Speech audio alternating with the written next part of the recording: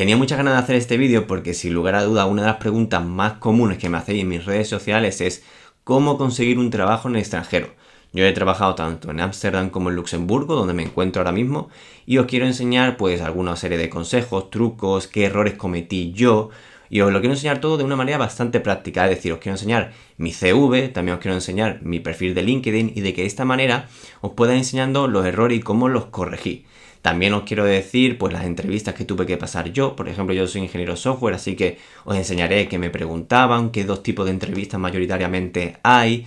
También os enseñaré por dónde apliqué yo, porque no solamente existe LinkedIn, que es sin lugar a dudas la más conocida, pero también os enseñaré otras que son más de nicho, que también sirven para una serie de países más específicos. También los idiomas, es una pregunta bastante común que me hacéis en las redes sociales, así que os lo voy a enseñar todo esto paso a paso para que vosotros también podáis conseguir un trabajo en el extranjero. Vale, pues entonces como primer consejo os voy a enseñar pues cómo hice yo mi currículum, ¿vale? Para empezar a enviarlo a trabajos en el extranjero, ¿vale? El primer consejo que me dieron es, por ejemplo, no añadir una foto. En España yo, por ejemplo, sé que es algo súper común añadir una foto, pero en el extranjero no lo es tanto. Entonces yo primero tengo aquí puesto como headline mi nombre y aquí mis títulos. Obviamente he borrado mis datos personales para el vídeo, pero en vuestro caso lo tenéis que poner. En cuanto al currículum, ¿vale? Tenemos que diferenciar realmente entre dos perfiles principalmente. Uno es si eres estudiante y otro es si eres un profesional. Si eres un estudiante, obviamente no vas a tener una gran experiencia aquí. Entonces, en ese caso, lo que tú tienes que destacar son tus estudios, qué proyectos has hecho sobre todo, y si has hecho algún tipo de voluntariado o que cuentes algo sobre ti.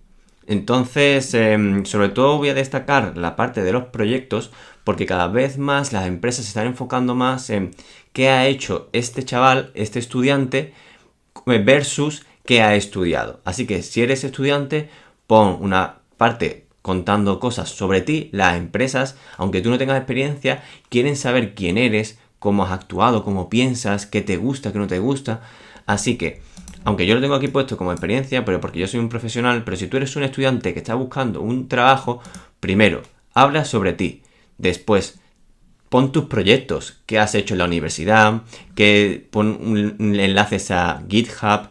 Quieren ver qué proyectos has hecho, con qué has trabajado, etcétera, porque normalmente tu currículum, aunque de primeras lo vaya a revisar un recruiter, después va a haber alguien técnico detrás que va a ver si de verdad has trabajado con las tecnologías que ellos están buscando. Así que esos dos consejos son bastante importantes cuando estás buscando un trabajo si eres estudiante. Si por otro lado eres una persona ya experimentada, que tiene una serie de años de experiencia, lo que te recomiendo es que obviamente primero pongas un apartado para la experiencia. Cuando pongas un apartado para la experiencia, lo mejor que puedes hacer es poner todo de forma muy clara, por puntos. Estos de los puntos les encantan tanto a los algoritmos como a los recruiters, porque ven muy rápidamente qué es lo que has hecho. Entonces, yo te aconsejo que sigas la estructura esta que te presento aquí, que es título, empresa, lugar, y ya a partir de ahí pues tienes que ir destacando los principales proyectos y tecnologías con las que has trabajado, ¿vale? Ya posteriormente simplemente pones los skills y ya veis que, por ejemplo, en el caso de un profesional, la educación pasa a un tercer plano, es decir, es la tercera sección que ocupa dentro de un currículum, pero porque cuando eres un profesional lo que realmente quieren saber es cuánto tiempo has trabajado, con qué tecnologías, ¿vale? Así que estos son los primeros consejos para hacer un currículum, tanto si eres estudiante como si eres profesional, ¿vale? Así que ahora vamos con el segundo consejo que os daría yo. Vale, pues como segundo consejo os voy a contar qué errores estaba yo cometiendo al inicio y cómo los solucioné, porque al principio yo empezaba a aplicar por LinkedIn y ni tan siquiera es que me contactaban, o sea, es que ni tenía la opción de contarles sobre mi vida, hasta que ya me di cuenta del error que yo estaba cometiendo. Y os lo voy a enseñar, ¿eh? Os voy a hacer aquí scroll para abajo y yo, por ejemplo, dentro de la experiencia, lo que yo tenía puesto tanto dentro de la experiencia como aquí en el headline, ¿vale? Lo que yo estaba haciendo o el error que yo cometía era que ponía puestos de trabajo demasiado específicos. Es decir, yo ponía, pues por ejemplo, Blockchain Software Engineer o yo ponía Machine Learning Software Engineer. Y no hace falta tanto eso. Lo que necesitas es simplemente darle algo más genérico. Es decir, software engineer, como por ejemplo yo tengo aquí, o por ejemplo como yo tengo aquí, o por ejemplo como yo tengo aquí. Al final, cuando trabajas como software engineer, te dedicas a varias cosas dentro del software. Entonces, pues bueno, pues simplemente ponlo más genérico y así vas a entrar en más búsquedas de los recruiters, ¿vale? Lo que sí que también es muy importante es que dentro de tu perfil, cuando por ejemplo estás trabajando en una empresa, es importante que destaques qué has hecho o qué estás haciendo en ese puesto de trabajo, ¿vale? Entonces es importante ponerlo también por puntos, las tecnologías, los proyectos a los que te has dedicado, etc. Aquí, por ejemplo, hay muchos recruiters y muchas cuentas de Instagram o de TikTok, etcétera, que siempre te dicen, no, tienes que poner números. Pero vamos a ver, o sea, yo por ejemplo en mi profesión al menos, poner números es prácticamente imposible. ¿Qué vas a poner? ¿El número de commits que has hecho dentro de un repositorio? Que encima los repositorios dentro de las empresas normalmente son privados, es decir, que ni tan siquiera vas a poder comprobarlo. El recruiter no lo va a poder comprobar. Entonces, sinceramente yo estoy súper en contra de eso, porque es que metes en la gente ideas que son completamente, o sea, desvinculadas de la realidad.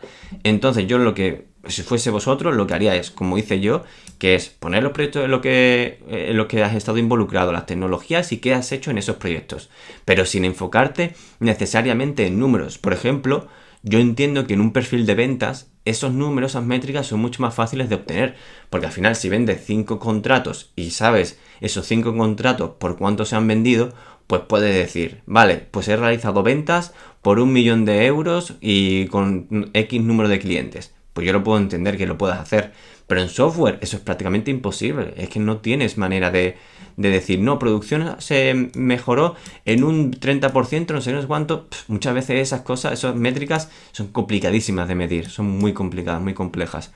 Entonces, enfócate en eso.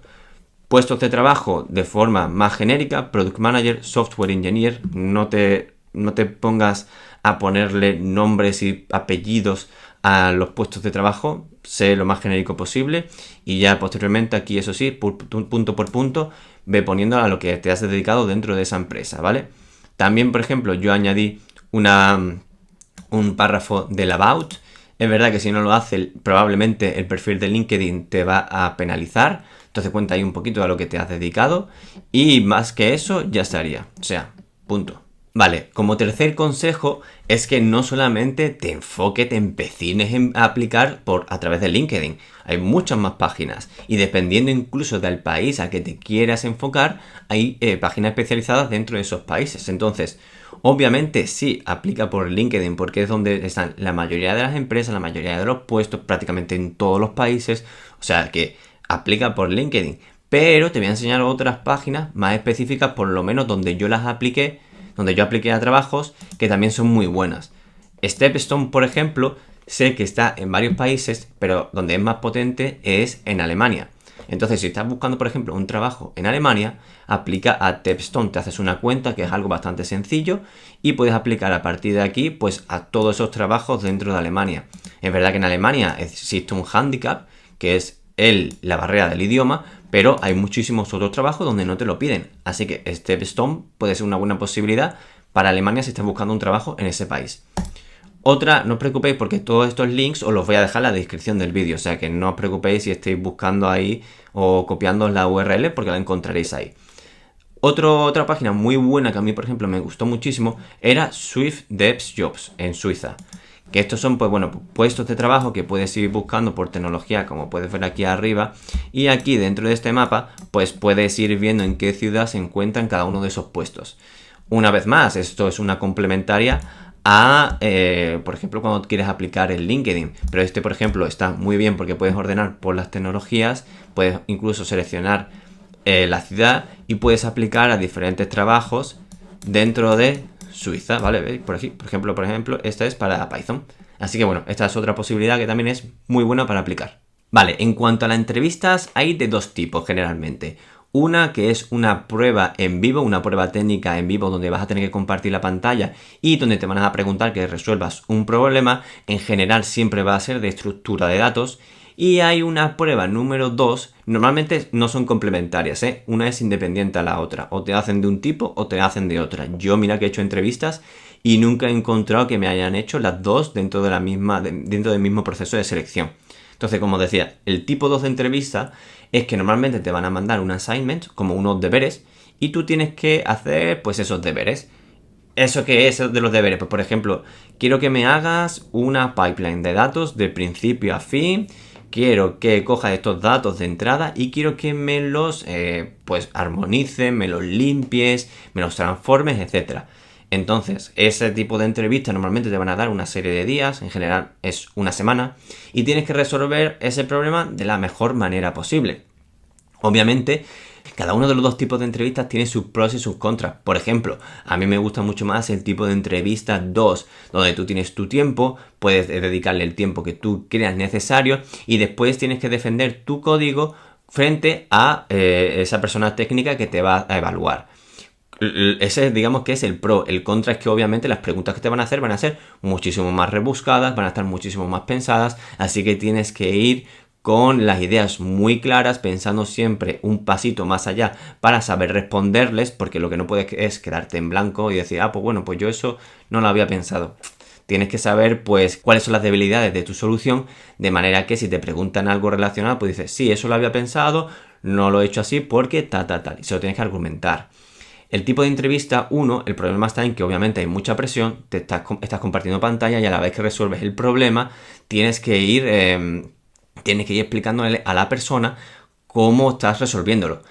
La parte positiva en este tipo de entrevistas es que obviamente esa persona que está al otro lado de ti normalmente te ayuda bastante. Es decir, si tú estás razonando tu problema y lo estás contando en voz alta, que es algo que normalmente siempre piden las empresas, en general, si esa persona ven que te estás desviando un poco del camino, normalmente te redireccionan, te guían, te ayudan.